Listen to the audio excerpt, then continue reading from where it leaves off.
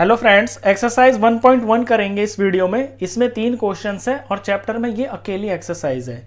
ये एक्सरसाइज करने से पहले इस चैप्टर का इंट्रोडक्शन वीडियो आप ज़रूर देख लेना। उसके अंदर मैंने सारी प्रॉपर्टीज़ जो इस चैप्टर में यूज़ होने वाली हैं उन्हें डिटेल में डिस्कस किया है। क्वेश्चन नंबर 1 देखिए, नेम द प्रॉपर्टी। आपको प्रॉपर्टी का नाम ही बताना है बस। Under multiplication use in each of the following.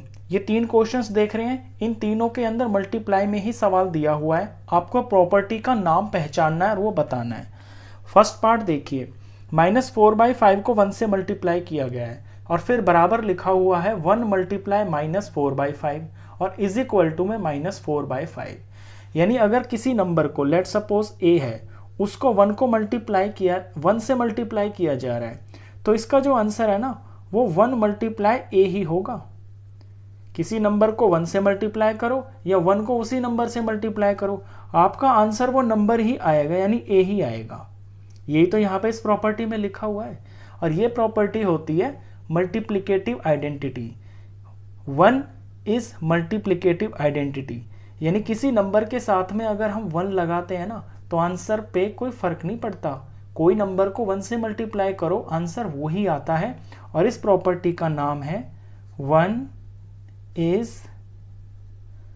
multiplicative identity।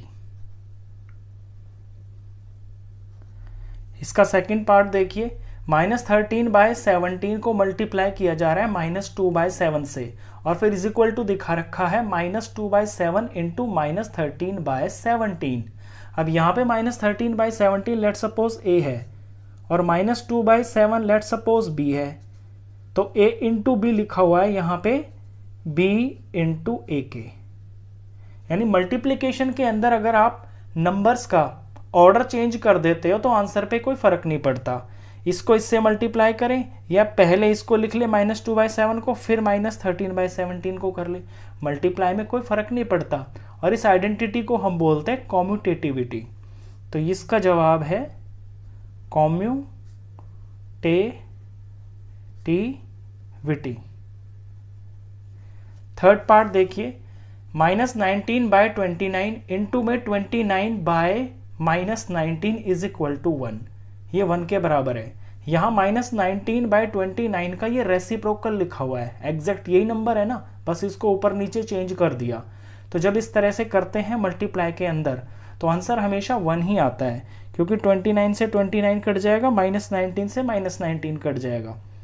जब भी ऐसे a/b लिखा हो और इसका रेसिप्रोकल यानी कि इसका उल्टा b/a लिखा हो तो a से a कट गया, b से b कट गया, आंसर 1 आ गया।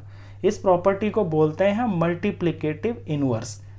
तो इसका नाम हो गया है मल्टीप्लिकेटिव इनवर्स। ये क्वेश्चन नंबर 1 हुआ। अब आते हैं क्वेश्चन नंबर 2 के ऊपर। क्वेश्चन 2 में कह रहा है tell what property allows you to compute. यहां क्वेश्चन देखिए, 1 इंटू 3 मल्टीप्लाई ब्रैकेट में 6 into 4/3 as 1 into 3 multiply 6 into 4/3। यहां पे भी यही 3 नंबर है, यहां पे भी यही 3 नंबर है। यहां पे क्या है कि 2 नंबरों को एक साथ ब्रैकेट में ले लिया है, दूसरे वाले और तीसरे वाले को। यहाँ पे पहला और दूसरा एक साथ ब्रैकेट में ले लिया है।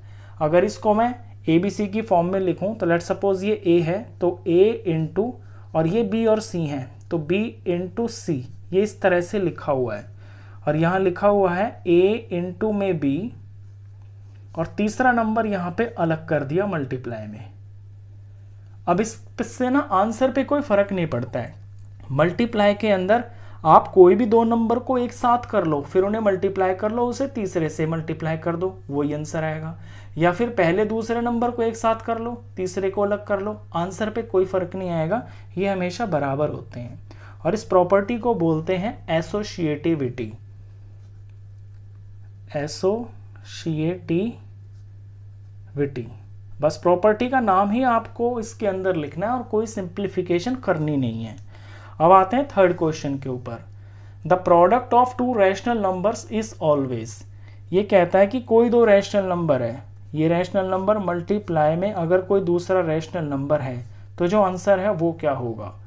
तो रैशनल नंबर को रैशनल नंबर से मल्टीप्लाई करते हैं तो आपको आंसर में भी जो भी आता है वो एक रैशनल नंबर ही होता है। तो इसका जवाब होगा रैशनल नंबर। ये मैंने खूब डिटेल में जो है इसके इंट्रोडक्शन वीडियो में आपको अच्छे से समझाया है कि रैशनल नंबर को रैशनल नंबर से मल्टीप्लाई करेंगे तो आपको रैशनल नंबर ही मिलेगा। ये लास्ट क्वेश्चन था, क्वेश्चन खत्म।